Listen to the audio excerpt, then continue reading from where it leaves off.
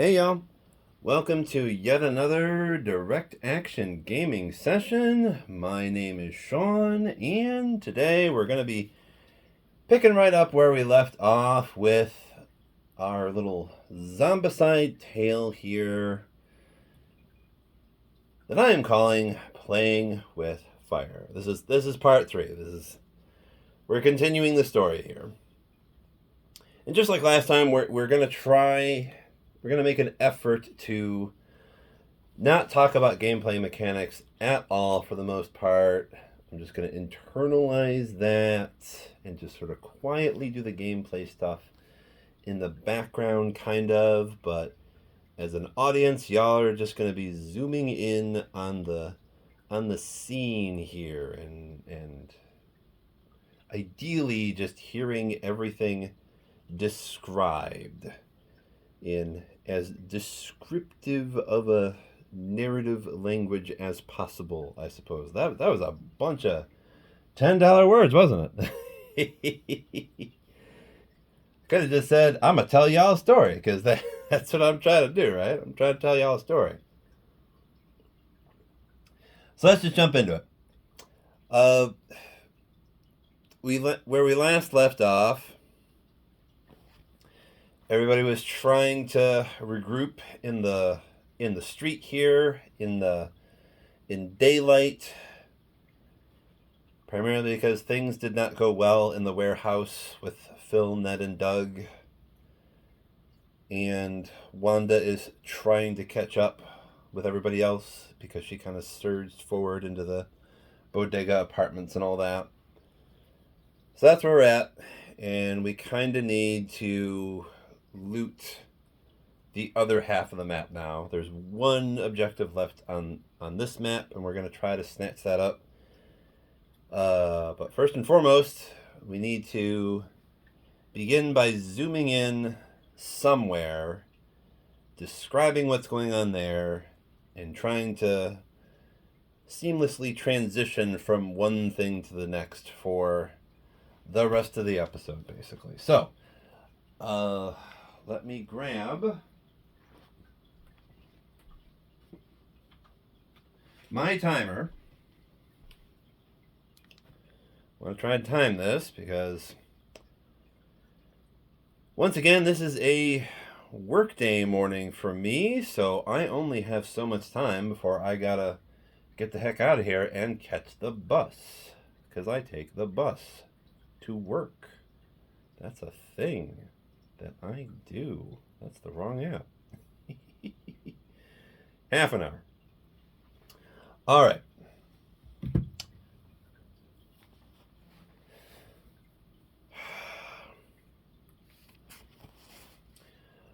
Wanda rolled out of the ruined bodega apartment into the street to see what all the commotion was about. She was vaguely aware of what it was about, but she needed to join the others to see for sure. As she rolled into the street, she had to readjust to the blinding daylight for a moment or two. The first thing she noticed, of course, was the absolute chaos of the current situation. They were surrounded on all sides. The sounds of the dead were everywhere. Amy was desperately trying to do some haphazard triage in the middle of the street. But as Wanda scanned the scene, her eyes stopped on the chainsaw on the ground, lying next to Amy, as she was still desperately working on Phil's leg, so that he wouldn't have to hobble around any longer. It was a chainsaw, just sitting there. Wanda had to have it. Wanda just didn't feel comfortable somehow without a chainsaw in her hands. Not anymore, at least, anyway. And so, as she reached for the chainsaw and extended her blood-covered bat, she asked if she could do a trade. She was already about to do the trade, to grab the chainsaw. Amy was pretty busy, but somewhere in her periphery she noticed Wanda. She kind of already knew Wanda would want that as soon as she picked it up. And so she had no problem taking Wanda's bat. Sure, Wanda, you can have it. Almost before Wanda even finished asking for it. Because that was just Amy. If somebody needed something more than she did, she freely gave it up. And so the trade occurred. Wanda picked up the chainsaw and she replaced it with the baseball bat on the ground. As the chainsaw was in her hands, a giant grin formed on her face. Despite all the chaos of the current situation, she couldn't help but be deliriously happy. She immediately revved the chainsaw up, making an awful lot of noise as she did so. She shouted, "Here I come, boys. I'ma rip y'all up." The survivors instinctively got out of her way. No one wanted to be in Wanda's way when she had a chainsaw in her hands. And so Wanda surged forward. She surged forward towards the brutes. She immediately attacked as soon as her chainsaw was ready. A desperate yet graceful dance ensued. Wanda scored one magnificent hit. There were quite a few misses as she lunged at the brutes with her chainsaw, but there was one very solid hit. She cleanly chopped one brute's head straight off. The dead thing stopped. It was no longer moving. Yet another corpse on the ground. Wanda's heart quickened. She lunged again. The dance continued.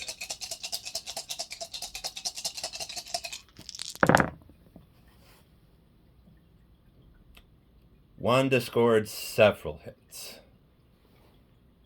She destroyed the flock of crows with her chainsaw.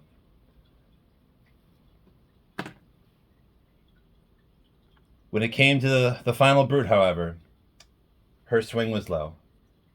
She took out the thing's legs, which was nice, but not enough. Once again, Wanda had simply produced her crawler.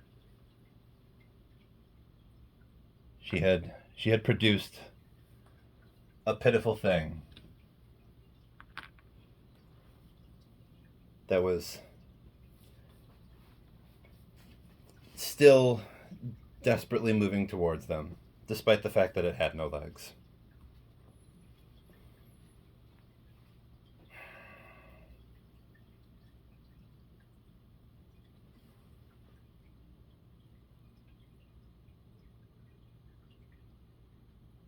And so,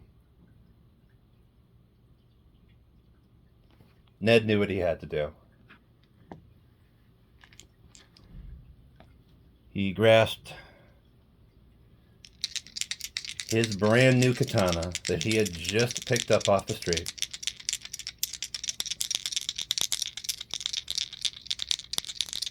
And he tried to slice the thing up.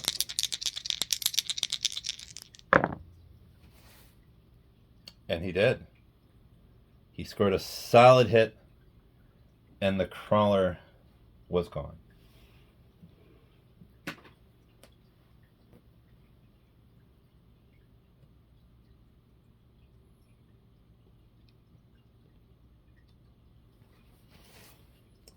After dispatching the crawler,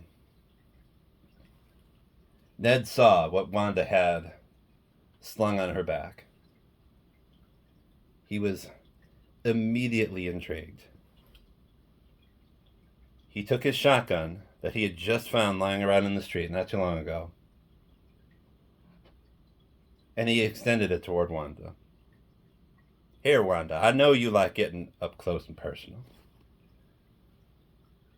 And Wanda said, Yeah, Ned, I was just holding on to this here rifle for you.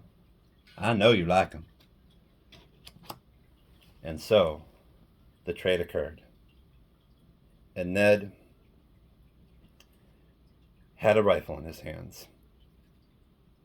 He felt just a little bit better with a rifle in his hands.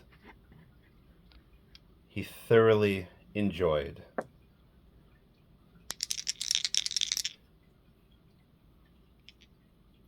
the power and the accuracy of a good, solid rifle.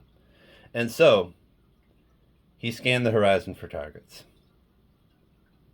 The most pressing one being the toxic runners that were bearing down upon them. So he lined up a shot,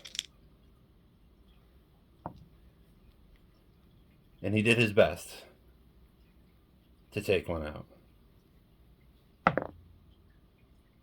He plugged one right in the head. The runner keeled over in a giant spray of blood, headless. Ned's pulse quickened.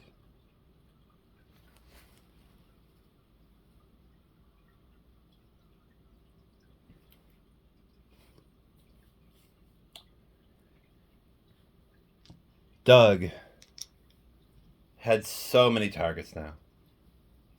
His head reeled with the possibilities. His hands still firmly gripped the two 9mm pistols he had just acquired in the warehouse. What should he shoot at first? He picked the same target that Ned had. The runner worried him somewhat. So he turned in the same direction Ned had, and he began to fire some shots.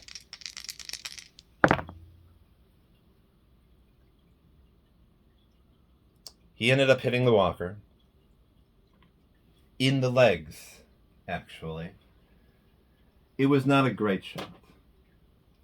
Doug was a little disappointed. Nothing had actually died. He only took the thing's legs out. Frustrated, he kept shooting.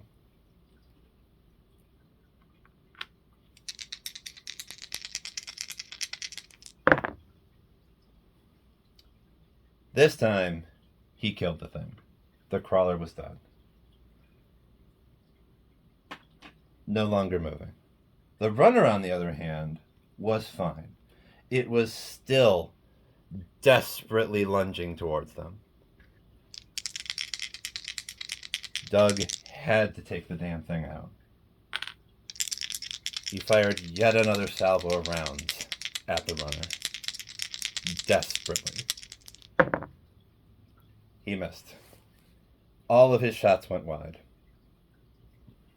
Panic started to ensue somewhat.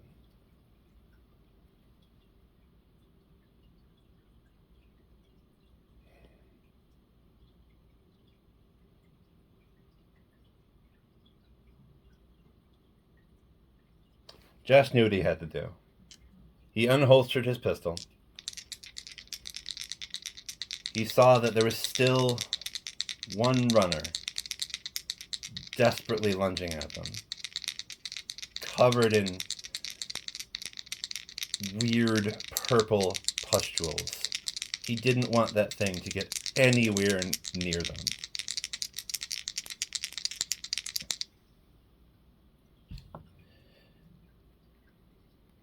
And so he aimed. And he hit the thing. He took it down. It was no longer moving. His pulse quickened a bit. They were a bit safer for now.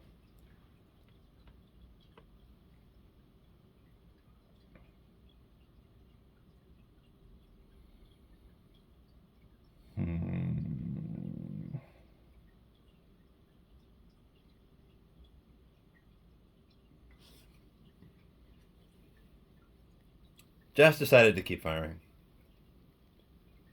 He turned around on a dime and began to fire once again at the crowd of walkers that was slowly shambling towards them from down the street.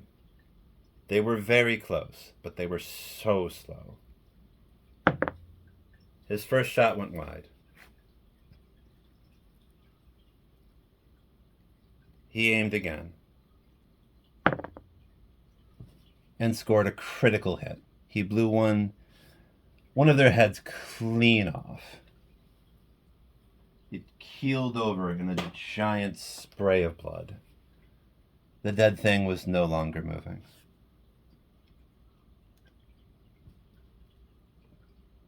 Josh felt a little bit better now. The noise of the dead was still everywhere, though. It was still a very desperate situation.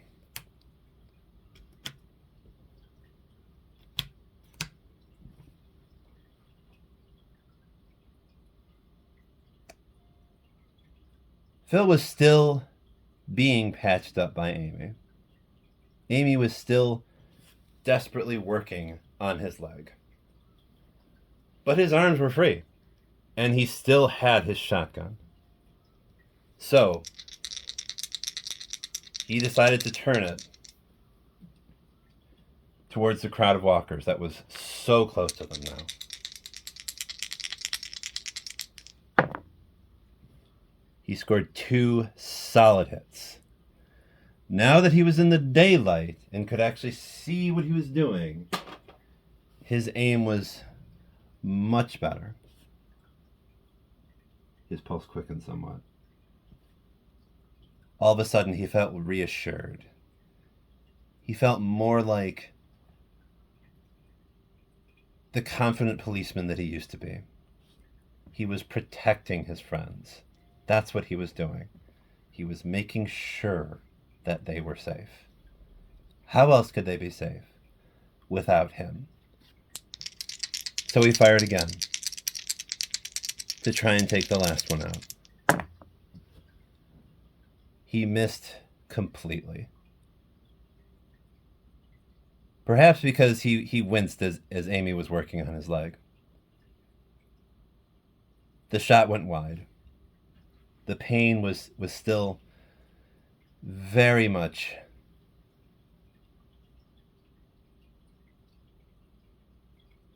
distracting him, shall we say.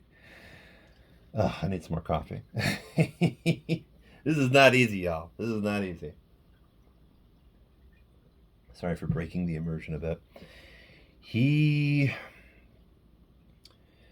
decided to pull the trigger once again.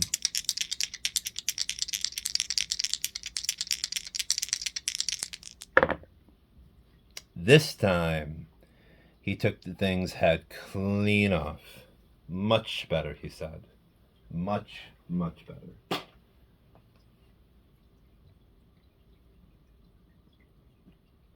He felt vindicated, in a way, after the warehouse incident.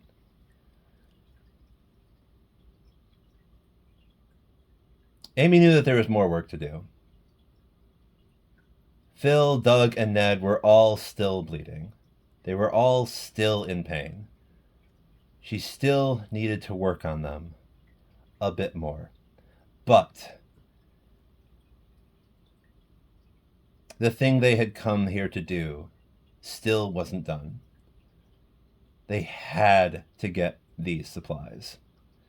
So she put her med kit away, for now at least. And she darted back into the warehouse. Her speed always impressed the rest of the group. Once inside, she scanned the gloom quickly and saw the supplies that had been left there. They had been abandoned in the mad rush to escape the brutes. So Amy picked it up. She picked up what they needed.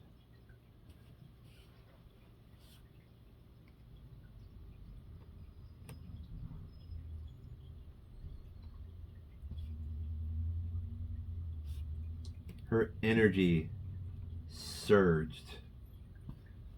She felt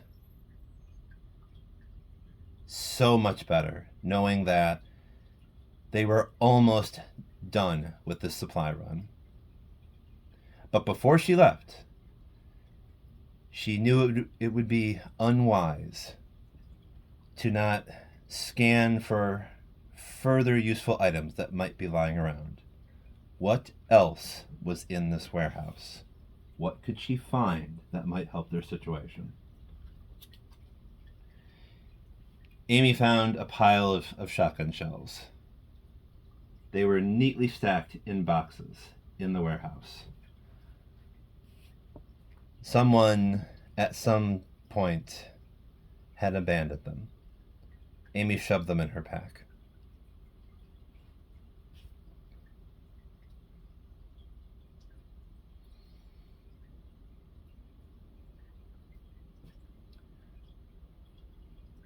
Okay. I'm sorry. Free move.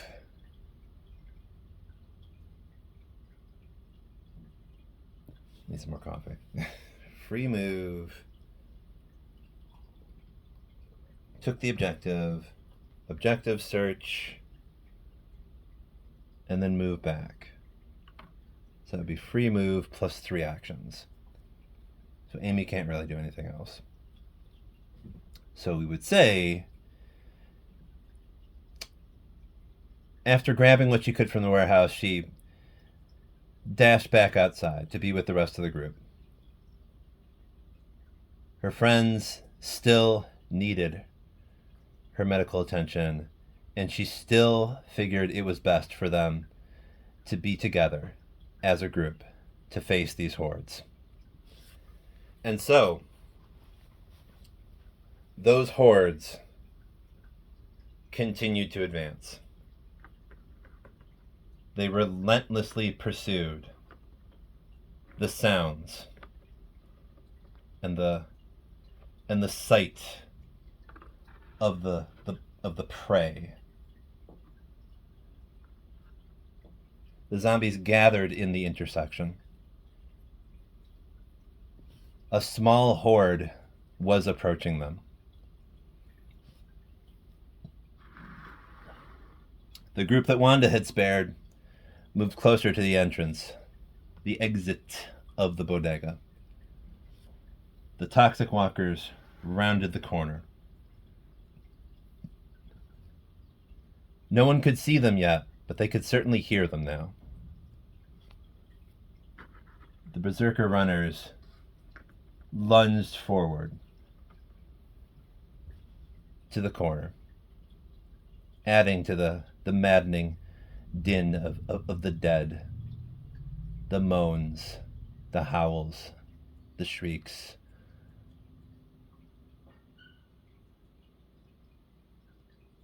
More and more and more things just kept approaching.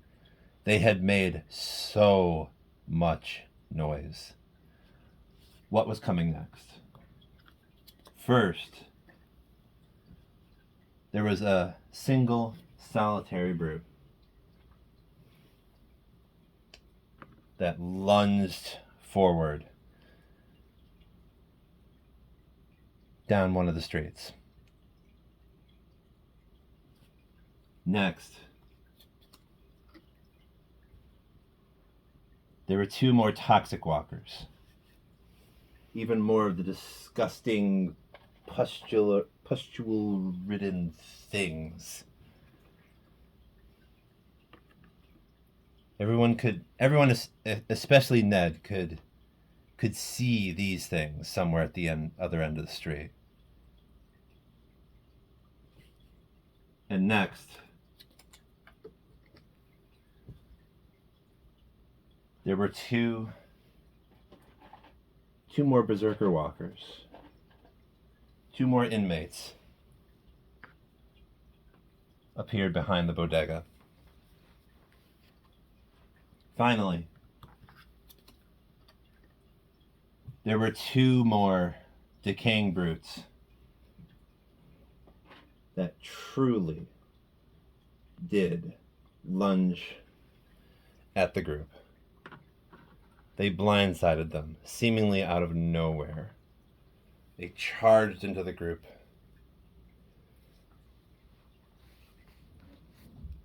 Josh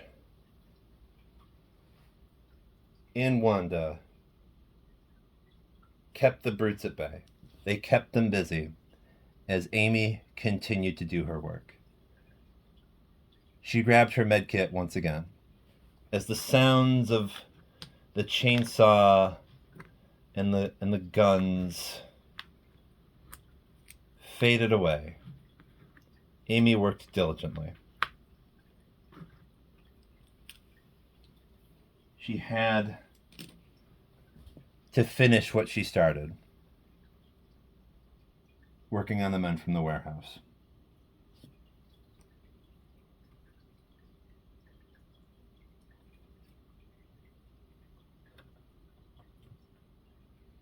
They all seemed so much better now that they were fully and finally patched up.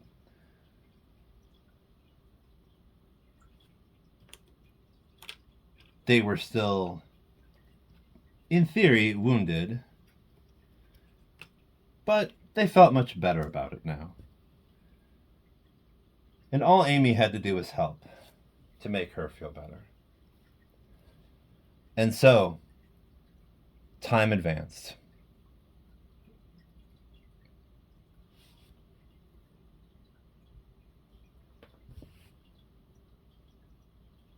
What needed to be done now was to take care of the brutes and to go back into the bodega. There was a horde approaching them, but they had to stay focused on their objective. And so,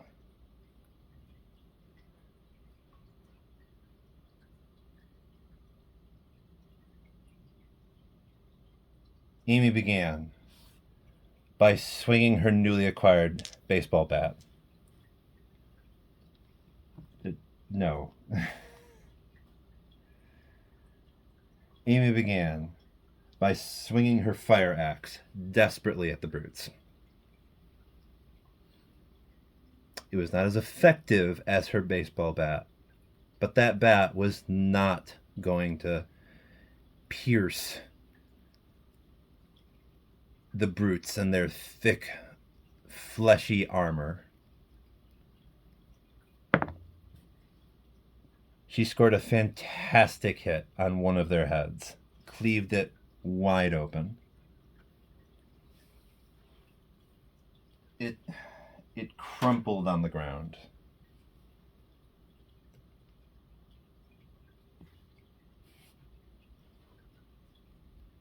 She shifted gracefully to the next. She missed. She barely missed it. The thing evaded her.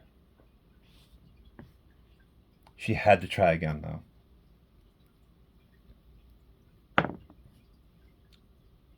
This time, she scored yet another fantastic hit, straight in the head. The thing fell over like a sack of potatoes. It was gone. It was dead. Truly dead this time. never to get back up again.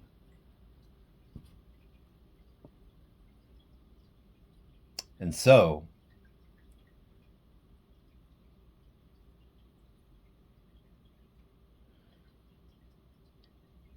Amy darted back into the bodega. As she did so, she simply cried, "Everyone, back in the bodega! Everyone follow me!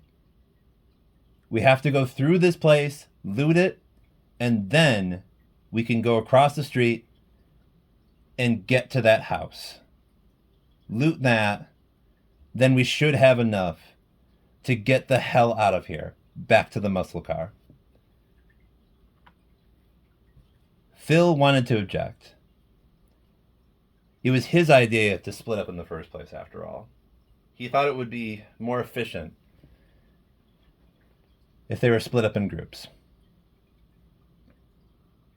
But after what had happened at the warehouse, he conceded for now. Plus, he didn't want to be too harsh to the person who basically just saved his life. And so, Amy darted inside, greeted by the small horde of walkers that immediately began to lunge at her. Wanda instinctively, without even needing to be told, followed her. She almost couldn't help it. She had to dive into the fray again. The horde in the street was a tempting target. But it was far more important to follow Amy and back her up. And so she rolled back into the bodega, chainsaw in hand.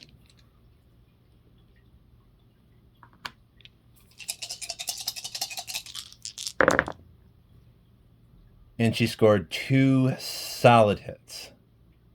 2 of the dead things fell to the ground, adding to the corpses on it. Her pulse quickened once again. Her adrenaline was just spiking. And so, she swung again.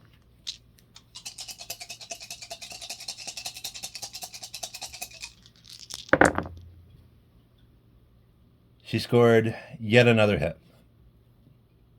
Yet another thing was down. But there was one dead thing. One more Carl to be removed from this world. And so she swung again.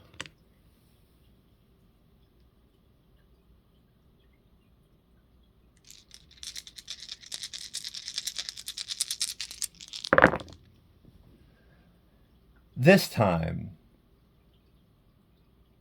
she hit the thing, but her swing went wide. Went low, we should say. She just produced yet another crawler. These damn things were really starting to get on her nerves. Why wouldn't they just die when she hit them?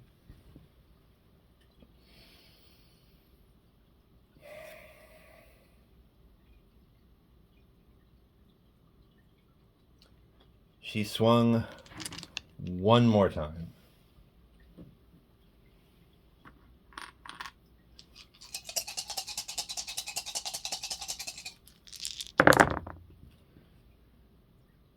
This time, she chopped it to pieces. Her fury just completely consumed her. Even after the thing was clearly dead and no longer moving, she just kept chopping. The blood sprayed everywhere. But the bodega was now clear. It was now silent. This really is challenging. For me especially, with my ADHD. Like, it is kind of hard to keep track of everything just inside my head, in a sense.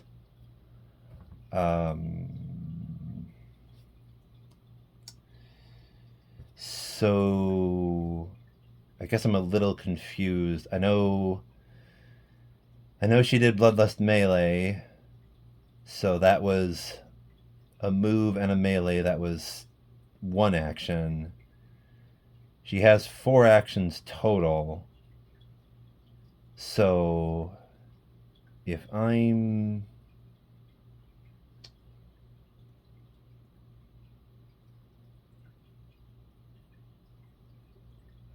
just struggling to think, did she do 4 actions or 3?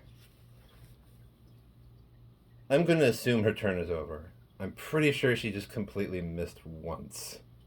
So we're going to put 4 noise tokens here and just say Wanda just charged in and just chopped everything to pieces with her chainsaw, gleefully, as Wanda does. That is a particularly Wanda thing to do, we might say. And so, Josh decided to follow the ladies in, and knowing that it was clear, he decided to scout ahead and try to get at the loot that they were all here for. He leapt inside the building, just jumping inside. He ran past all the bodies, all the ruined furniture. He kept moving. In the next room, he saw a weapon case. He had no idea what was inside, but it had to be something useful.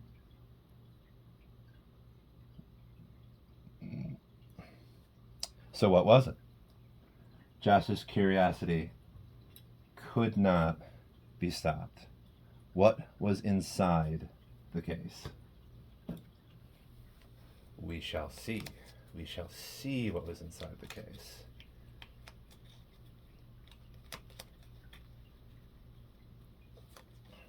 As he opened the case, he found a nail bat. This was a rifle case, but there was a nail bat inside. Josh immediately replaced his pistol, his crowbar, for the nail bat. Wanda had a chainsaw, after all. If anyone was going to bust doors now, it was Wanda. Josh could focus more on just darting between the undead and trying to get at what they needed.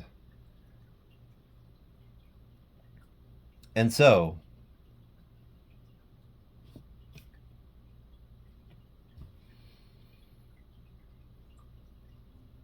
Phil decided, before joining everyone in the bodega, that they should at least try to hamper the horde outside. All right, boys, let's give them some lead.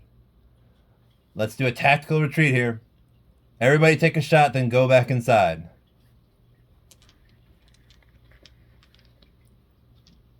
Phil took the lead. He fired the opening salvo. He fired at the walkers, most of whom were covered in chitinous scale that was completely immune to his shots.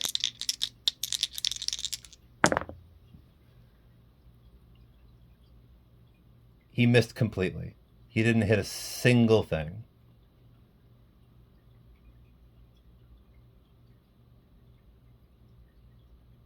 Rather than be embarrassed, he just pulled the trigger again to see if he could hit at least something.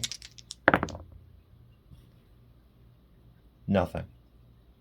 His shots went completely wide. He didn't hit a single thing in that horde. Perhaps the pain was still messing with his aim. He joined the others inside.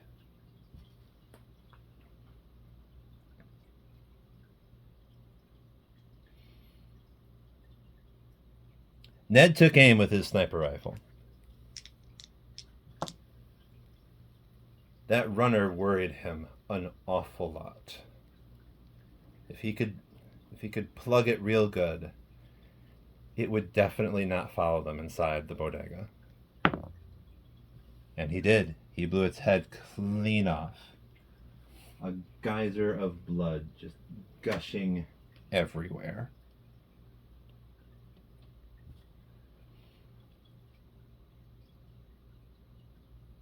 After killing the thing, Ned happened to notice even more bullets lying on the ground. In the street, no less.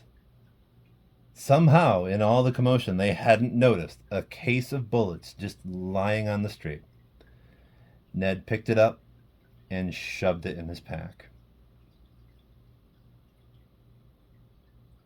Before going inside, though,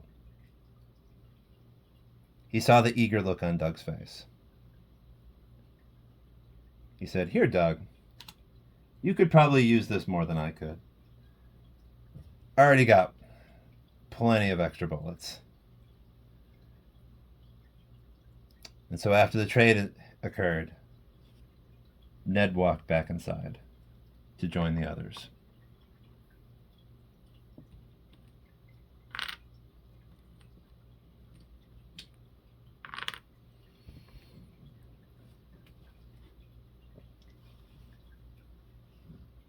Doug saw the advancing horde, and he decided to follow suit and fire a couple volleys himself. Could he take anything down? Yes. Yes, he could. He killed both of the Skinner walkers. They both crumpled like a couple sacks of potatoes. Doug definitely felt a little better having killed yet another thing. So he wandered back inside to join everybody else. Looking at the rest of the horde, he realized his bullets would do nothing, so there was no reason to shoot again.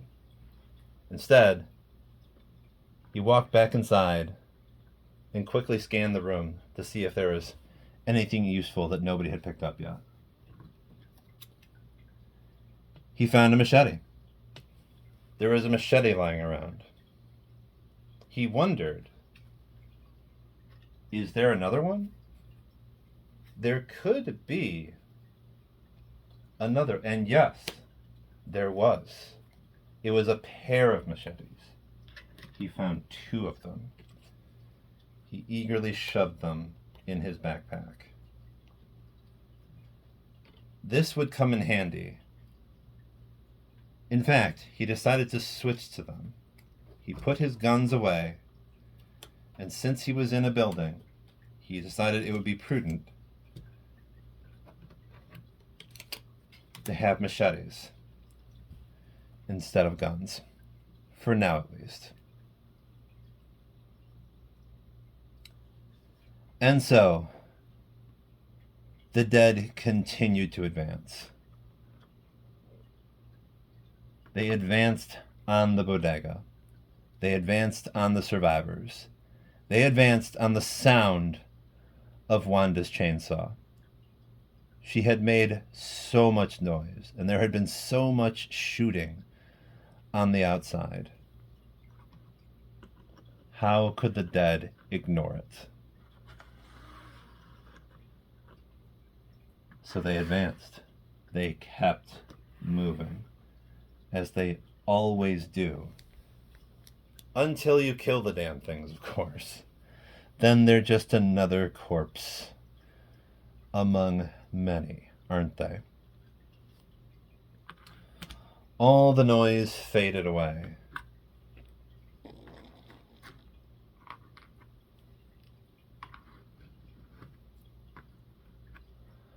But before it did, what else would be drawn in by the gunshots and the chainsaw? There were 3 toxic walkers that appeared from the south.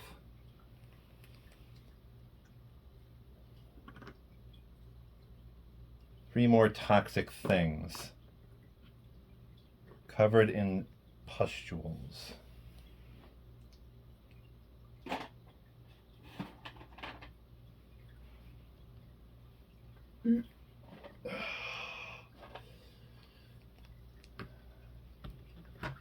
Next, 2 flocks of crows appeared from the west.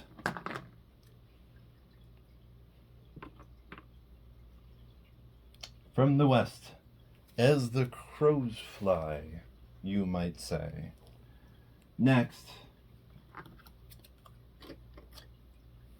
there were 6 decaying walkers that lunged forward from the north. They joined the former inmates.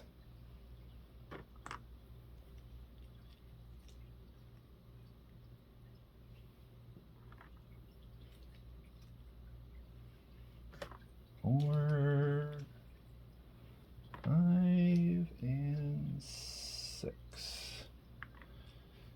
Okay.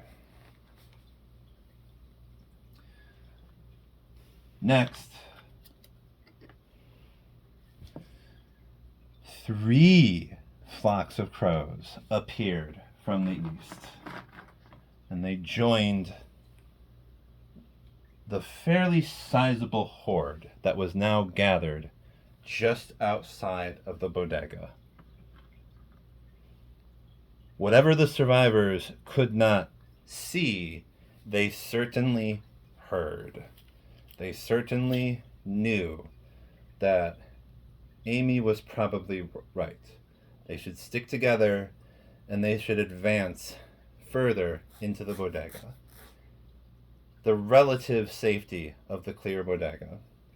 There were no zombies within it just yet, and there was only one entrance that the dead could come from. The survivors were infinitely quicker than the dead. So why wouldn't it be a good idea to just rush in, get the final supplies, and perhaps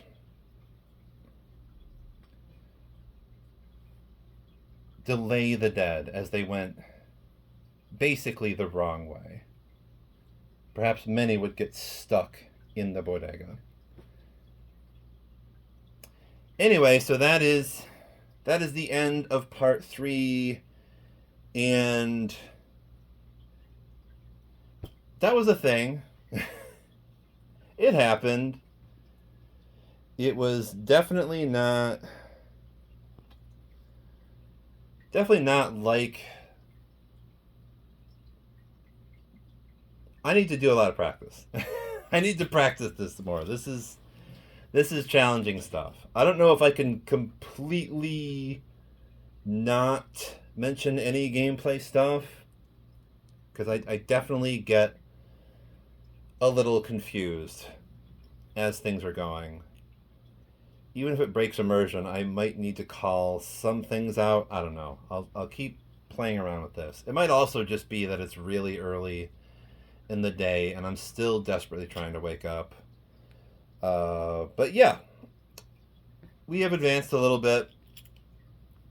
We're almost done here, I suppose. We just need to loot the bodega and then cross the street and get into that house.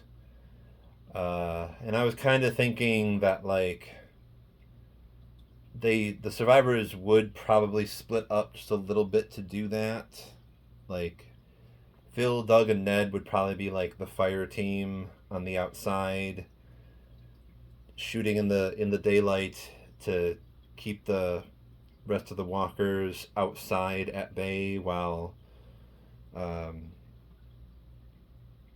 Josh, Amy, and Wanda, who are definitely more equipped for melee, can just sort of rush into the empty house and get the rest of the stuff and hopefully a Molotov. We still haven't found a Molotov yet. An abomination has not appeared yet either, but we still haven't found that one Molotov that we need to find. So we'll have to keep going, even if we do get all the boxes, until we find that Molotov. Anyway, so we're gonna keep going with this. I'm gonna keep, practicing to try and get a little bit better at like describing things as they go.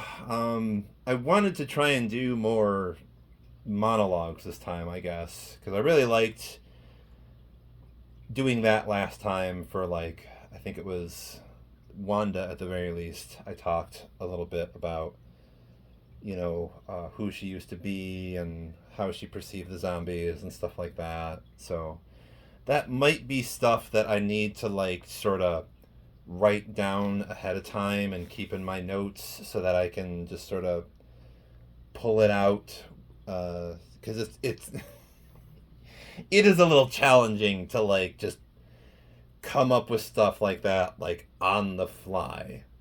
Like that one seemed kind of natural, I guess, because I had already written about that somewhat, so it was pretty easy to just sort of put it out there as she was killing those 3 Skinner walkers in that ruined bodega apartment room.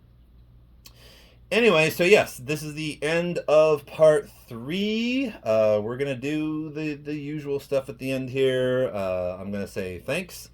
Thank you for watching. Thank you for listening. I do appreciate it. I especially appreciate it as a small YouTuber who is still trying to figure things out. So if you have given me your time, I really appreciate it. Somebody commented on the first video, which made me really happy. Whenever people comment, and possibly no matter what they say, really, it makes me feel good because, I mean, that's you taking a little bit of time out of your day to say something about what I've made here, right? Like it's an indication to me that the thing that I made had an impression on at least somebody, and you felt it necessary to tell me a thing, whatever the hell that was. So yeah, comment, or just like the video if you thought it was cool, or subscribe if you want to see more. If you want to see me get better at this, I guess, just subscribe. Those are all the free and easy things that you can do. There are also some links in the description. I have a donation page that you can go to if you would like to donate and help the channel out that way. If you can, money is not real, so it's fine. I'm probably still gonna keep buying stuff anyway. It would just be easier to get the things that I need to make the channel better if I had some additional income. My minimum wage job is not giving me that much, but hey, money ain't real, and only donate if you can. You can go to my Ko-fi page to just look at the models that I painted, though. That won't cost you a dime. I am also on Blue Sky. You don't even have to go to Blue Sky to look at my stuff, although I do post updates and things that I'm working on for the channel there, so if that mildly interests you, then you can go check that out on Blue Sky. Also, I kind of think the primary reason to go to Blue Sky is just, make Elon cry. Go to Blue Sky and make Elon cry. That's free. I'm not going to trademark that. You can use that all you want. Just daily reminder, Elon Musk is a Nazi. He, just screw him, I guess. Anywho, that is the end now. Those are all the things. We are done. Take it easy, take care of each other, and I'ma see y'all later in the next thing.